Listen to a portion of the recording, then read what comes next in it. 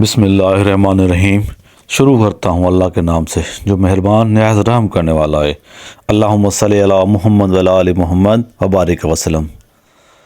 ہم اقرار کرتے ہیں سب تعریفیں اللہ رب العزت تمام جہانوں کا مالک و رزاق ہے، اور کروڑوں درود و سلام بجائے تخلیق کائنات جان محمد حضرت صلی اللہ علیہ وسلم پر۔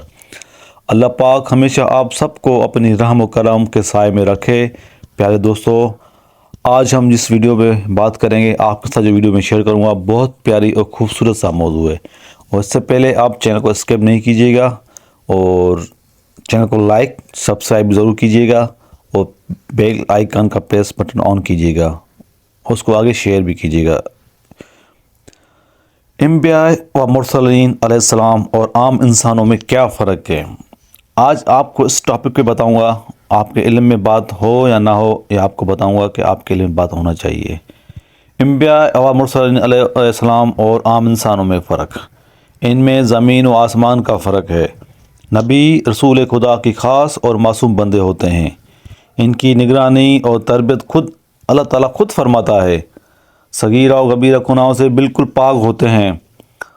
عالی نسب کے عالی حسب یعنی اس کا مطلب بلند سلسلہ خاندان، انسانیت کے اعلیٰ مرتبے پہنچے ہوتے ہیں۔ خوبصورت نیک سیرت، عبادت گزار، پرہیزگار، تمام اخلاق حسنہ سے آراستہ اور ہر قسم کی برائی سے دور رہنے والے ہوتے ہیں۔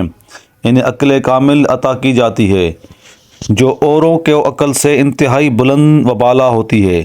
کسی کی حکیم اور فلسفے عقل اور کسی سائنسدان کی فہم و فراست کی اس کے لاکھویں حصے تک بھی نہیں پہنچ سکتی، اور عقل کی ایسی بلندی کیوں نہ ہو کہ یہ خدا کے لاڈلے بندے اور اللہ اس کے محبوب ہوتے ہیں۔